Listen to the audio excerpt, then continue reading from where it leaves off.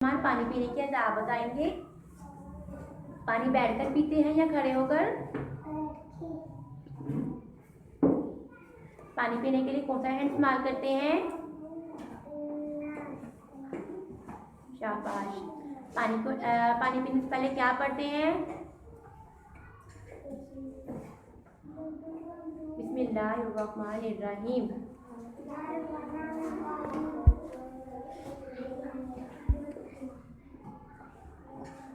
پانی کتنی سانس میں پینا چاہیے؟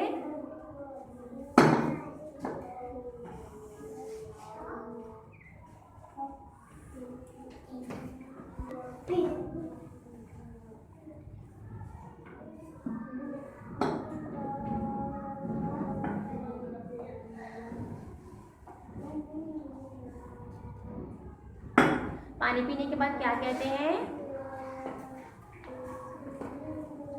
شاباش.